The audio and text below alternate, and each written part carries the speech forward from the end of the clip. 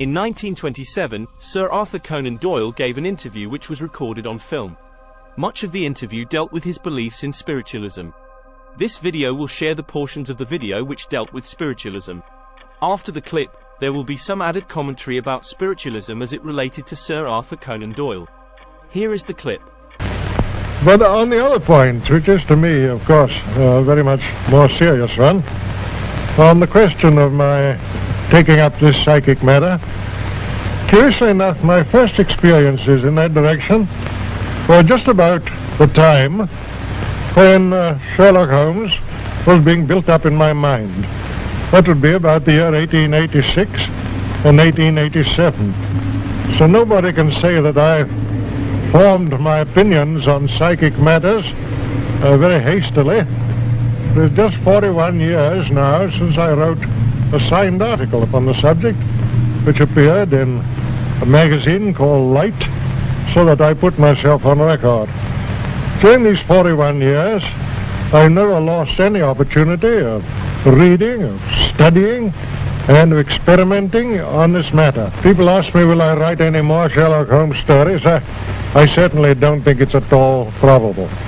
But as I grow older, the psychic subject always grows in intensity, and one becomes more earnest upon it, and I should think that my few remaining years will probably be devoted much more in that direction than in the direction of literature.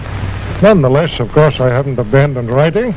One has to earn one's living, but my principal thoughts are that I should extend, if I can, that knowledge which I have on psychic matters and spread it as far as I can to those who have been less fortunate. But don't for one moment suppose that I'm taking it upon myself to say that I am the inventor of spiritualism, or that I am even the principal exponent of it. There are many great mediums, many great psychical researchers, investigators of all sorts.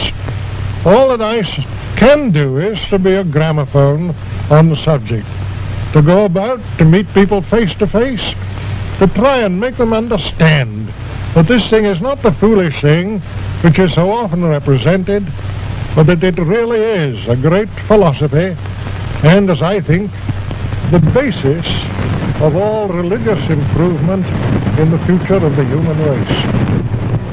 I suppose I've said with more mediums, good and bad and indifferent, than perhaps any living being. Anyhow, a larger variety, because I've traveled so much all over the world, and wherever I've gone, either in Australia, America, or South Africa, the best that there was to be had in that direction was put at my disposal. Therefore, when people come along and contradict me, who have had no experience at all, read little, and perhaps never been to a seance, you can imagine that I don't take their opposition very seriously. When I talk on this subject, I'm not talking about what I believe. I'm not talking about what I think. I'm talking about what I know. There's an enormous difference, believe me, between believing a thing and knowing a thing. I'm talking about things that I've handled, that I've seen, that I've heard with my own ears. And I always, mind you, in the presence of witnesses. I never risk hallucination. I usually, in most of my experiments, have had 6, 8, or 10 witnesses, all of whom have seen and heard the same things that I have done. Gradually, I became more and more convinced on the matter as I studied year in, year out, but it was only in the time of the war, when all these splendid young fellows were disappearing from our view, and the whole world was saying, well, what's become of them? Where are they? What are they doing now? Have they dissipated into nothing? Or are they still the grand fellows that we used to know? It was only at that time that I realized the overpowering importance to the human race of knowing more about this matter.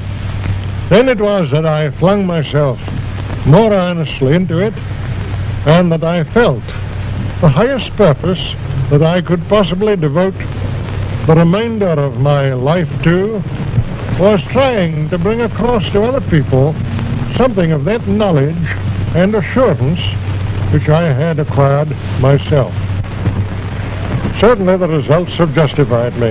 I'm quite sure I could fill a room of my house with the letters that I have received from people telling me of the consolation which my writings on this subject and my lectures on this subject have given to them. How they have once more heard the sound of a vanished voice and felt the touch of the vanished hand.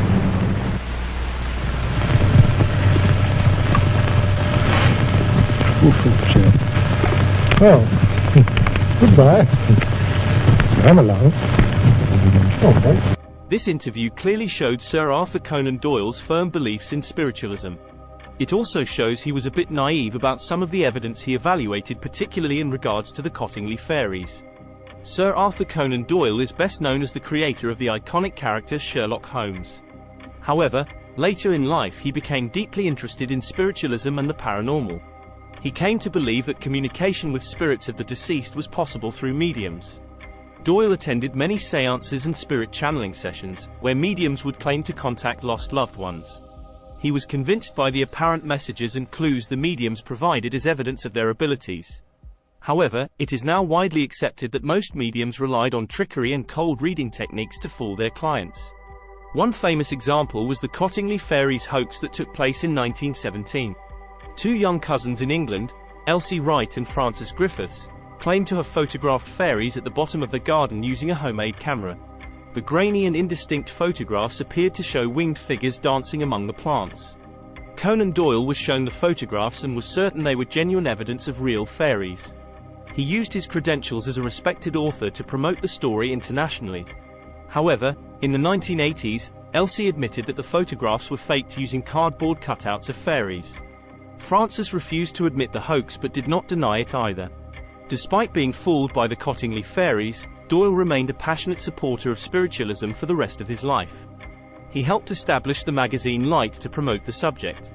However, his firm beliefs damaged his professional reputation in the scientific community and he was widely mocked for his gullibility. Conan Doyle believed so strongly that he ignored any evidence that disproved his ideas about contacting spirits through mediums.